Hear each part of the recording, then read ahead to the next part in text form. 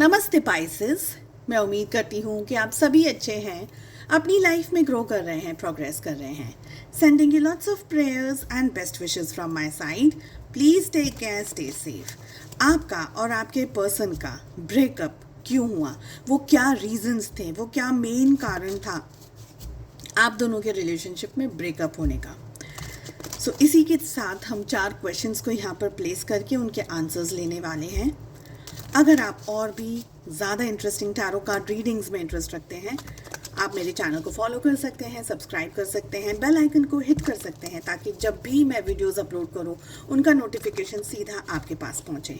अगर आप अपने लिए पर्सनलाइज्ड टैरो रीडिंग बुक करना चाहते हैं, डिस्क्रिप्शन के अंदर आपको मेरा व्हाट्सएप नंबर मिल जाएगा। चलिए, सबसे पहला जो हमारा सवाल है पाइसेस, वो ये है कि आपका और आपके पार्टनर के रिलेशनशिप में ब्रेकअप क्यों हुआ। आपके जो पर्सन है, आपके जो एक्स है, उनकी क्या है फीलिंग्स इस समय। नेक्स्ट है आपकी क्या फीलिंग्स हैं, आपके क्या इमोशंस हैं, आपकी क्या एनर्जीज हैं, एंड अब आगे क्या क्या हो सकता है इस रिलेशनशिप में in future. Let us see. Okay, तो आप दोनों के रिलेशनशिप में ब्रेकअप के क्या कारण हैं। तो एक कारण ये है कि जब समय था स्टैंड लेने का, तब आप दोनों में से कोई एक पर्सन या दोनों ही, मुझे एक्चुअली दोनों की ही एनर्जी यहाँ पर लग रही है, अप्रोप्रिएट स्टैंड नहीं लिया गया। ओके, बहुत ओवर थिंकिंग चली है, बहुत ज़्यादा हिम्मत की यहाँ पर मुझे डेफिनेटली स्ट्रांगली कमी लग रही है। मुझे ये लग रहा है कि ये रिलेशनशिप में बहुत सारी एनर्जीज थी। फिर भी मैं इस कार्ड को क्लैरिफाई करना चाहूँगी। Why we have this card, we have the high priestess. Okay, so आपके रिलेशनशिप में एक बात और भी यहाँ पर ये दिख रही है कि आपका और आपके पार्टनर का जो रिलेशनशिप था, ये एक हिडन रिलेशनशिप था। बहुत सारे लोगों को आपके रिश्तों के बारे में पता नहीं था। हो सकता है बाद में ये रिलेशनशिप का खुलासा हो गया हो, आप लोगों का रिलेशनशिप लोगों के सामने पब्लिकली आ गया। दुनिया के सामने पब्लिकली जब आया, तब आपको सपोर्ट नहीं मिला, आपके पर्सन को सपोर्ट नहीं मिला इस रिश्ते में। देखिए, इस रिश्ते की जो एनर्जी मुझे आ रही है वो ये आ रही है कि बहुत ज़्यादा विचार किया गया है, बहुत ज़्यादा सोचा जा रहा है, बहुत ज़्यादा दिमाग लगाया जा रहा है। डीप थिंकिंग की यहाँ पर एनर्जी दिख रही है, ओवर थिंकिंग की मुझे एनर्जी दिख रही है, क्योंकि आप लोगों ने बहुत कोशिशें करी लेकिन आपको सक्सेस नहीं मिली और आपके मन में, विचारों में और भी बहुत सारी चीज़ें चल रही थी। इन शॉर्ट अगर मैं कहूँ तो एक तरीके से फिर गिव अप हो गया। ठीक है, क्योंकि इतनी सारी जगह पे कॉम्प्रोमाइज़ेस और एडजस्टमेंट्स करने थे कि फिर एंड में ऐसा लगा कि छोड़ो, अब क्या ही हो जाएगा। तो एक तरीके से गिव अप कर दिया गया हो ये रिलेशनशिप कि अब इससे ज़्यादा नहीं संभाल सकते, इससे ज़्यादा अब नहीं हो सकता। ओके, यहाँ पर मुझे ये लग रहा है।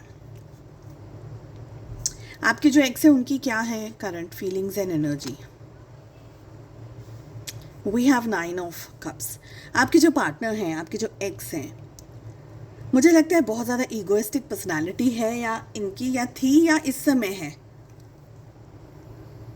ये पर्सन इस रिलेशनशिप को इतनी इम्पोर्टेंस या वैल्यू इस समय नहीं दे रहे। मुझे लगता है एक और चीज़ मुझे ये लग रही है कि आपके पार्टनर की तरफ से एफर्ट्स में कमी रही होगी। आपने शायद मेहनत कर ली हो, लेकिन आपको ये लगा हो कि यार सिर्फ मैं ही काम कर रही हूँ, मैं ही काम कर रहा हूँ, मैं ही मेहनत कर रहा हूँ, मैं ही सारे एडजस्टमेंट्स कर रहा हूँ, मेरा पर्सन, मेरा पार्टनर तो कुछ कर ही नहीं रहा है। और फिर आपको ये भी लगा हो कि अब और इससे ज़्यादा कितना करेगा कोई इंसान, कितना करेगा। रिलेशनशिप दोनों का है, पर एक ही तरफ ये रिलेशनशिप चल रहा है, देन आपने भी उसको गिव अप कर दिया।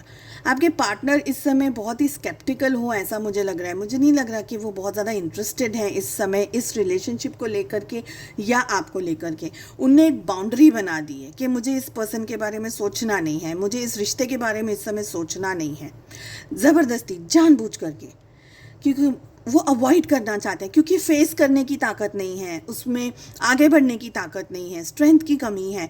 तो क्या है, अवॉइड करो, अवॉइड करो, जाने दो, जो होगा देखी जाएगी। बाद में धक्का मार मार के उस चीज़ को टाल रहा हो कोई इंसान, ऐसी यहाँ पर मुझे एनर्जी दिख रही है।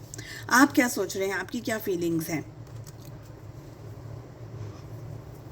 आपके दिल में इस रिलेशनशिप को लेकर के बहुत ज़्यादा टर्मोइल चल रहा है, बहुत ज़्यादा विचार चल रहे हैं, बहुत सारी चीज़ें हैं। आप इस पर्सन को प्यार करते हैं, इमोशनली आप इनसे इतने कनेक्टेड हैं कि आप किसी और के बारे में सोचना ही नहीं चाहते, आप किसी और के बारे में रिलेशनशिप में जाना ही नहीं चाहते हैं। मगर आपने जो आप सोच रहे हैं ना आपके पार्टनर की, वो एनर्जी इस समय मुझे फील नहीं हो रही है। मुझे ये भी लग रहा है कि ये रिलेशनशिप का जो दारोमदार था ना, वो सिर्फ आप पर था और अभी भी आप पर ही है। आप बहुत परेशान हैं, आप बहुत ज़्यादा रोते हैं, आप बहुत ज़्यादा कष्ट में हैं, तकलीफ़ में हैं इस रिश्ते को और इस पर्सन को लेकर के। बट आपके फ्रैंकली आपके पार्टनर इस रिलेशनशिप को फेस नहीं करना चाहते। दुम दबा करके कोई इंसान भाग कैसे जाता है, जो होगा देखी जाएगी, अभी तो मुझे नहीं फेस करना है, मुझे ये एनर्जी आ रही है। ओके, लेट अस सी कि आगे क्या हो सकता है इस रिलेशनशिप के अंदर। Okay, we have pentacles, king of pentacles. एक एनर्जी मुझे ये भी आ रही है, बहुत ही कम परसेंटेज में ये आ रही है एनर्जी, लेकिन आप में से कुछ लोगों के लिए, बहुत ही कम लोगों के लिए आपकी लाइफ में एक बहुत ही स्ट्रॉन्ग अच्छा पर्सन आएगा। ओके, फाइनेंशियली बहुत ज़्यादा स्टेबल हो सकते हैं ये जो आपके नेक्स्ट जो पर्सन आएंगे, नेक्स्ट जो पार्टनर आएंगे, वो बहुत ही खुले और क्लियर विचारों के जो होंगे आपके ये पर्सन। ओके, तो कोई नया व्यक्ति आपकी लाइफ में, न्यू लव आ जाए, ये भी दिख रहा है मुझे। And for the rest of you, यानी वो 2% की ही एनर्जी है न्यू लव की। बाकी 98% लोगों के लिए मुझे ये लग रहा है कि कोई कारण की वजह से, किसी रीज़न की वजह से आपके पार्टनर वापस आपकी लाइफ में आएंगे। पर ये कारण है ना, मुझे प्यार कम दिख रहा है, मुझे ग्रीड ज़्यादा लग रही है।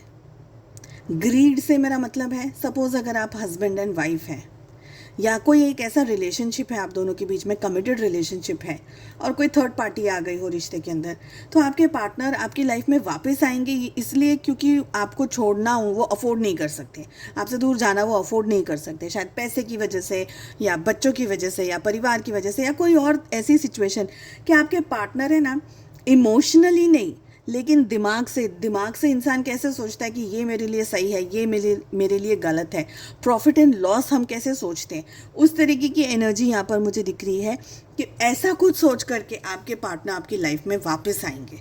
बट मैं फिर भी क्लैरिफाई करना चाहूँगी किंग ऑफ पेंटिकल्स को।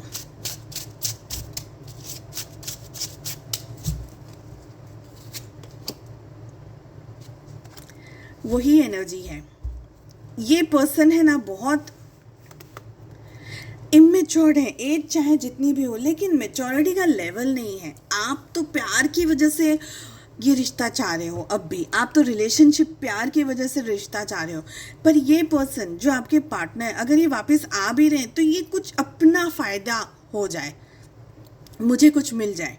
हो सकता है आपके पास बहुत पैसा आ गया हो, आप बहुत पॉपुलर हो गए हो, आप बहुत अच्छा कमा रहे हो, आप पहले से बहुत ज़्यादा ग्रोथ कर चुके हैं अपनी लाइफ में, तो ऐसी कोई आपको देख करके यार इस व्यक्ति के साथ में रहना यानी मेरी मेरी ज़िंदगी में 4 चांद लग गए, ऐसा कुछ आपको देख करके ये पर्सन अट्रैक्ट हो रहा है ग्रीड में। This is what I am getting. Zodiac science में आपको एक बार बता दे रही हूँ यहाँ पर हमारे पास में क्या आ रही है। ओके, सो सबसे ज़्यादा हमारे पास आ रहा है टॉरस, पोर्को, कैप्रिकॉर्न, वृषभ, कन्या और मकर राशि की energy. We have Cancer, Scorpio, Pisces, कर्क, वृश्चिक और मीन राशि। और हमारे पास में आ रहा है एरीज, लियो, सैजिटेरियस, मेष, सिंह और धनु राशि। ठीक है, सो आई होप आपको ये रीडिंग पसंद आई। I wish you all the very best. हम मिलते हैं अगली रीडिंग में। अपना बहुत ज़्यादा ध्यान रखिएगा। Take care, bye bye.